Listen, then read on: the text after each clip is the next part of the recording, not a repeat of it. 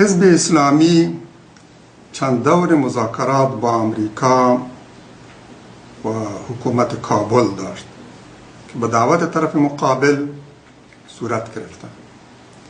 شرایط اساسی ما در این مذاکرات خروج تمامی نیروهای خارجی از افغانستان و برگزاری انتخابات آزاد و عادلانه پس از آزادی کشور بود. قبل از آخرین نوبت مذاکرات این پیام را از جانب مقابل دریافت کردیم که با بندهای اساسی طرح حزب اسلامی موافقند.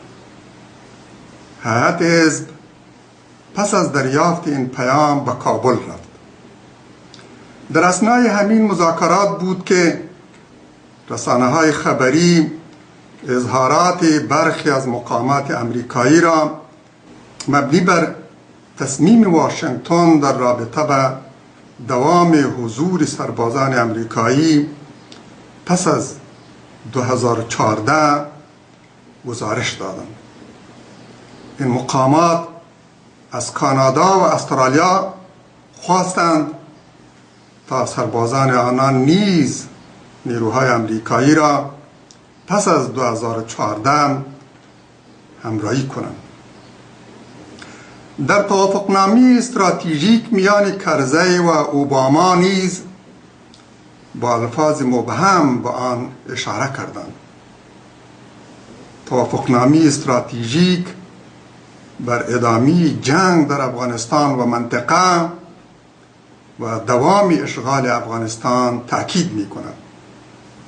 ادامه حضور نظامی امریکا در کشور ما هیچ تعبیر دیگری جز ادامه جنگ و اشغال کشور ندارد. این توافقنامه برای ملت افغان بدیل و انتخاب دیگری جز ادامه مقاومت نمیگذارد. ما تا اخراج آخرین سرباز نیروهای اجنبی از وجب کشور خود به جهاد ادامه خواهیم داد و آن را بیش از سابق تشدید خواهیم کرد. هر مایده‌ای که ادامه حضور نظامی امریکا را تضمین کند،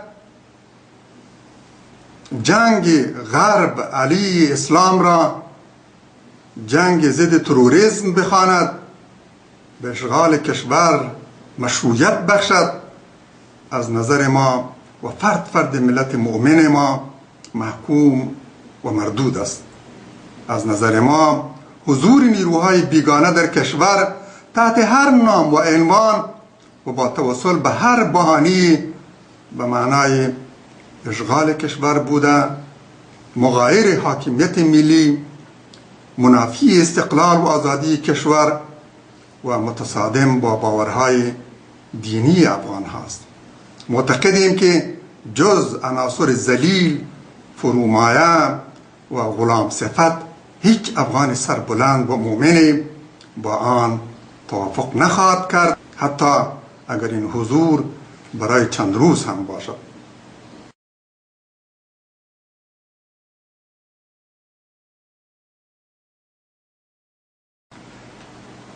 حکومت کابل متشکل از جناح‌های گوناگون با سلیقه‌های متفاوت از هم است. وجه مشترک آنان فقط همسویی با اشغالگران و توافق با حضور نیروهای بیگانه در کشور است. عکس‌العمل این جناح‌ها در برابر طرح حزب اسلامی متفاوت بود. برخی با طرح حزب اسلامی جز یکی دو بند آن موافق بودند.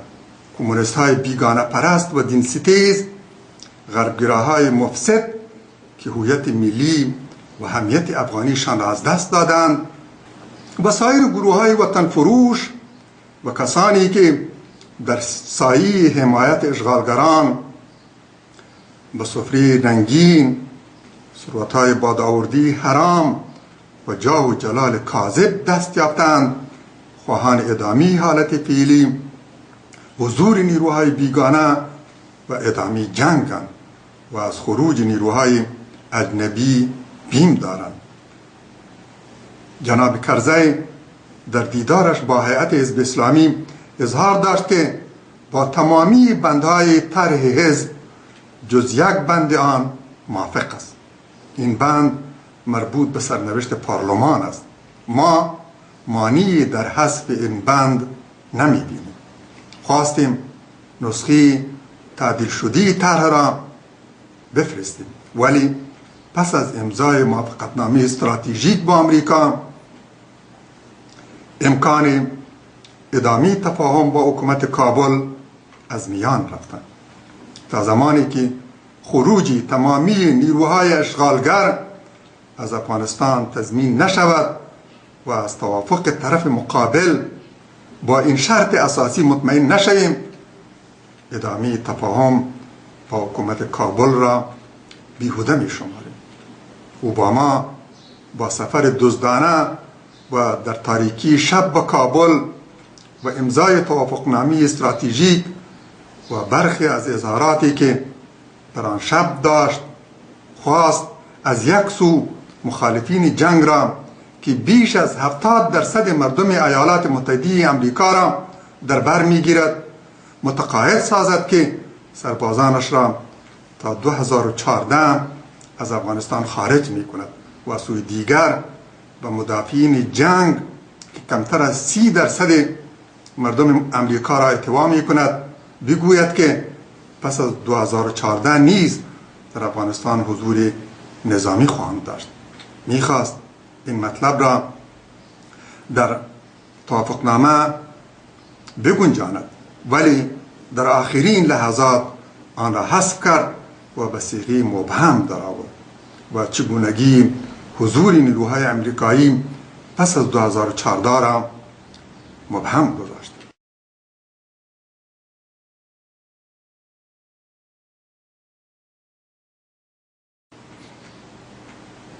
موضوع تعدیل در قانون اساسی به عنوان پیش شرط مطرح نیست. نظر ما این است که در رابطه با قانون اساسی اولین پارلمان منتخب پس از آزادی کشور تصمیم نهایی اتخاذ کند. قانون اساسی دولت کابل نواقص و کمبودهای زیاد دارد. گروه‌های شامل حکومت کابل نیز ملاحظات بر این قانون اساسی دارند. ائتلاف شمال با چند بند اساسی آن مخالفت دارد. ما در حالی که با ملاحظات این ائتلاف موافق نیستیم و آن را نادرست و به ضرر کشور می شماریم، نسخه کاملتری ارائه کردیم. از نظر ما انتخابات در زیر چتر هلیکوپترهای ناتو و رسنای اشغال کشور مردود است و در آن شرکت نخواهیم کرد.